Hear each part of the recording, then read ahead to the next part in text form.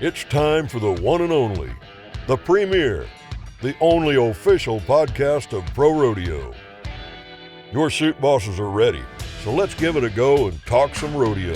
Welcome into another special episode of the Chute Bosses. Tanner Barth and Tracy Renck here at the 2023 Wrangler National Finals Rodeo. And Tracy, we're getting closer to crowning our world champions here in the world of professional rodeo.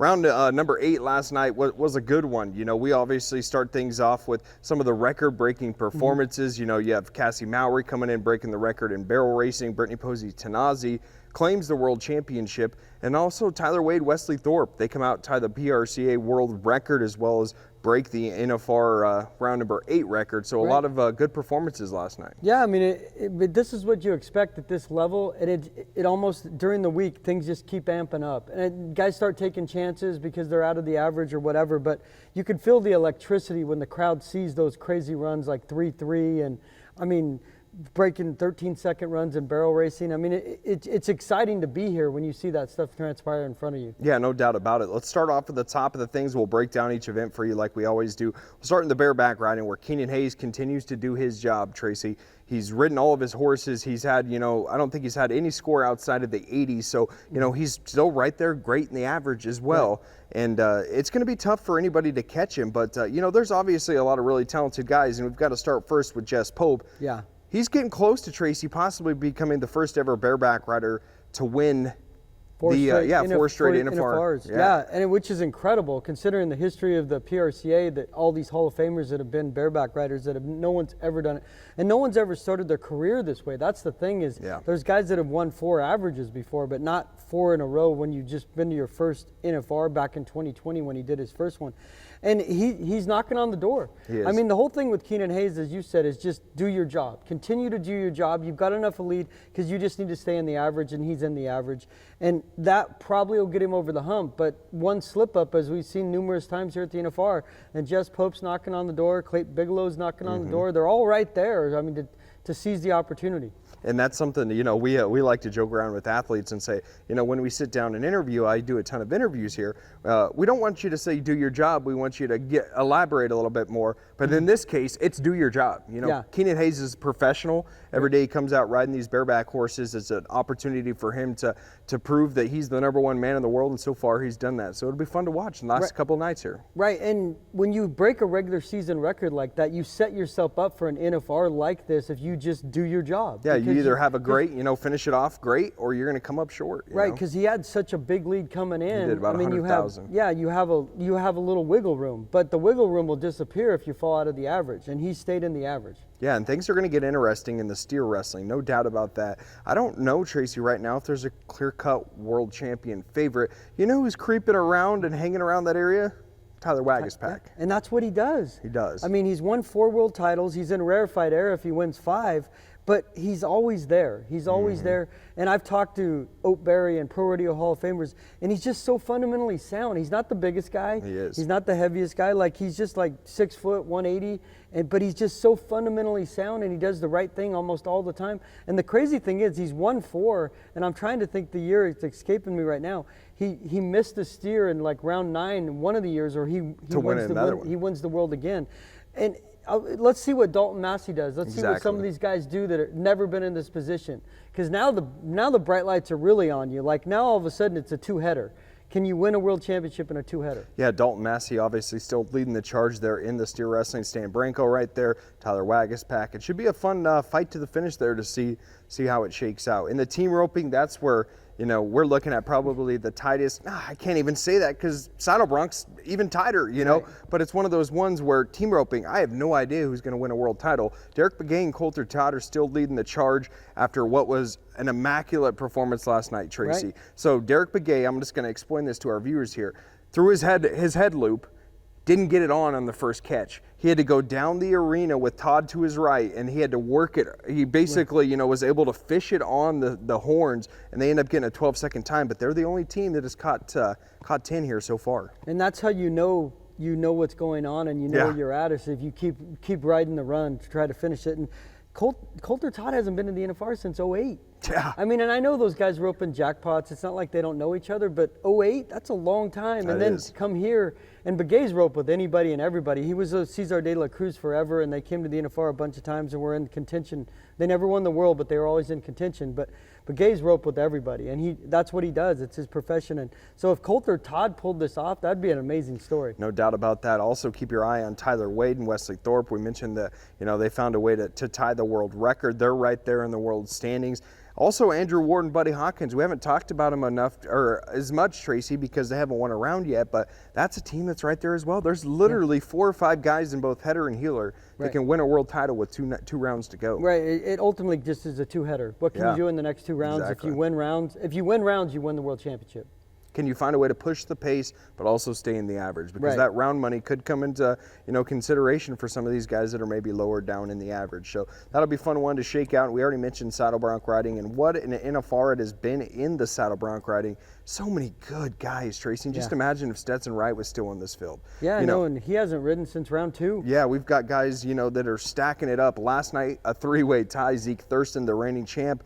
Also, Birdie Crest, he's trying to get another average title. Sage Newman, like $300 behind Zeke Thurston. $327 behind Zeke Thurston. The only thing that's got Sage out of the mix, so to speak, he's 7th in the average, and Zeke's winning the average. So, like I said, that's going to come into play. So, if you're Zeke, if you can finish 1st or 2nd in the next 2 rounds, you're going to be the world champ. Well, don't forget about Cade Bruno as well. He's still right there in the average. Yeah, and we saw Cade Bruno last night, and he knows where he's at. Might take a round win or two. Right, though. but anything can happen.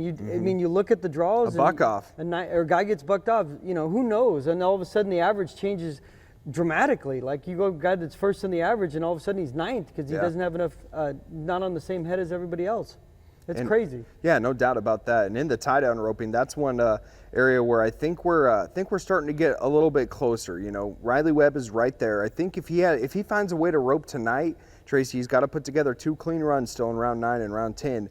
But I don't think there's anything that Haven Medjid can do unless Riley misses. We know that, I'm not putting the jinx on him. I'm going to knock on wood back here. But unless he misses, if he makes 2 clean catches, I think he's your world champion. But Haven Medjid is going to be knocking on that doorstep every step of the way until that last run is made on Saturday night. And honestly, what happens to those guys, and we've seen it, like Haven went out and goes 6-4. Yeah. And then all of a sudden, like if you're a competitor, like am I going to go out and be that guy? You almost have to amp down a little bit to make sure you don't 100%. knock yourself out of the average. It'll be interesting. The one thing I'm interested in watching, I'd love to see Webb, finish the deal. But Shad Mayfield, is going to go for a 6-second. Oh yeah, we might get a world record. 6-0 because he's had 2 phenomenal runs and had 2 calves get up, and at this point he has nothing to lose. And he's just going to be going out with the bang, and we expect nothing else from Sugar Shad Money Mayfield there. And another thing we just talked about, we started it off the top of the show, Tracy, but obviously congrats to Brittany Posey Tanazi, wins her 3rd PRCA, or WPRA, World Championship.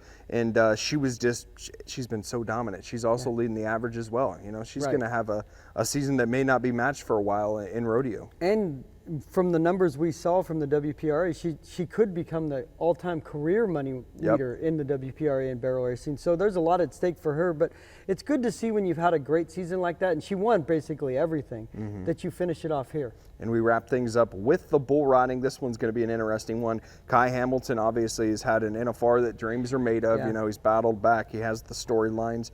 He bucks off in round 8. Sage Kimsey takes advantage.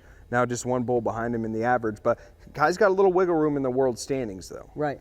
And the biggest thing that comes into play is, can you have a $100,000 night like Kai did the other night? Yeah. Because if Sage has a night like that and, Kai got bucked off, then all of a sudden we got a brand new ball game. Round 10, whoever rides and whoever gets the highest score. It'll be interesting, and like we've always said, with the ground money and bull riding counting in the standings, you can't it changes because it's a $100,000 night. Like, I mean, that's what Kai won. So, I mean, he's this much ahead. Well, it doesn't really matter if you had a $100,000 night. And if he ends up somehow, say we say Kai has a $200,000 lead, we get to that final night, and somebody like Sage finds a way to trim the gap even closer tonight.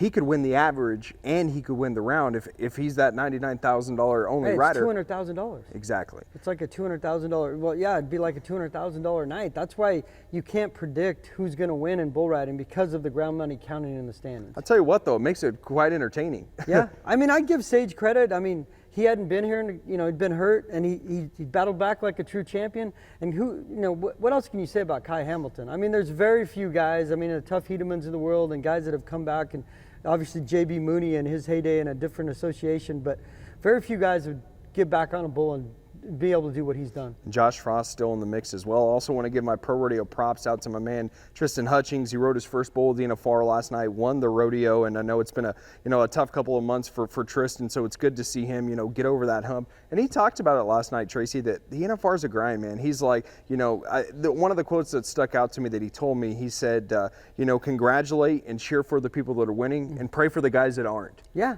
Because it's tough, man. Well, because if you, and I did see the quote, when things are going bad, it's almost depressing. Like, because you're getting this cycle of I can't ride a bull, or have I ever ridden a bull before? It's and almost, you don't get a break either, right? Like, to it's not mentally like, reset. Yeah, like you can reset, or you go down the road, or you choose a different rodeo, and you're on a different bull. Like, it's every night, it's the same grind, and then it's almost like, oh my gosh, like they probably forget, they probably feel like, do I even know how to ride bulls? Yeah. And then all of a sudden, then you went around, and I mean, as crazy as it is, even if you've had a bad NFR, you still went around, it's 30 grand. Yep. Any things you're keeping your eyes on, Tracy, heading into round 9? I just think the team roping is fascinating to me because it's so close, in the saddle bronc riding. Because, I mean, it's so close. I mean, I don't remember in the times I've been here, and granted the money's changed dramatically since 13, but things be so jam-packed. Yeah. I mean, right now it's a 2-day rodeo for the World Championship for a lot of guys in a lot of the events, but especially saddle bronc and team roping. You break a barrier, you slip a leg, you can be out of the world title race, or it can win you a world title race. And it's your memories the rest of your life, because when everybody announces you, there's Joe Smith, PRCA World Champion, not reserve champion. And not that there's anything wrong with that, but they want the gold buckle. No doubt about it. A lot of memories to be made here in the final 2 nights of the 2023 Wrangler National Finals Rodeo, and we'll have the coverage with you all the way to the end here on the Chute Bosses. That's going to do it for another episode. You can follow along with us on our YouTube channel, the PRCA YouTube, or on all of our favorite podcast platforms. That's going to do it. Until the next time, keep on rodeoing.